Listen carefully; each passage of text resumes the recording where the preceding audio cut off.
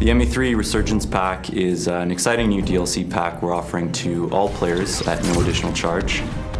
It adds 6 new kits, some new races that no one's gotten to play before, 3 new guns, and a bunch of new equipment.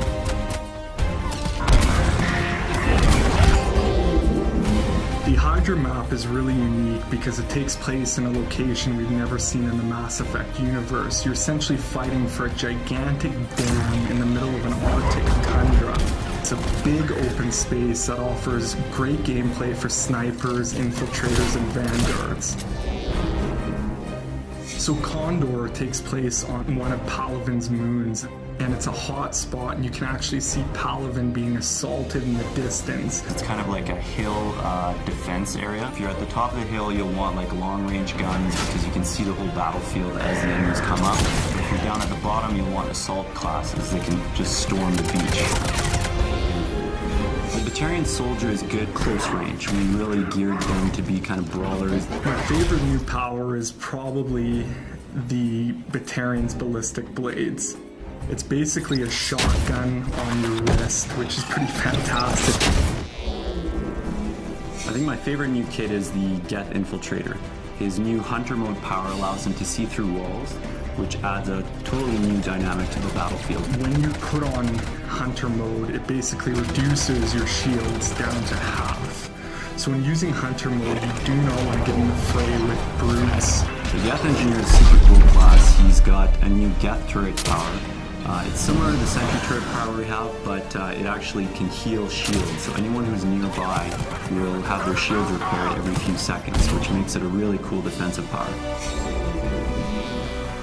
One of my favorite new powers is the biotic sphere that the SR Justicar gets. Basically, she'll lay a bubble around the squad, and anyone will get a defensive bonus when they're inside of it, so they'll take less damage.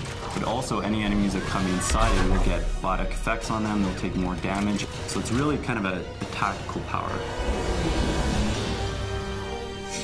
So the new Krogan Battlemaster is the ultimate tank. He's beefier than the existing Krogans. He brings all the things that its standard Vanguard will have, like biotic charge, barrier, but he's a Krogan at heart, so he can biotic charge in there, roar, Krogan rage, Krogan smash, headbutt, do all those fun things that a Krogan can do, but now you have the biotic charge ability, which covers ground very quickly.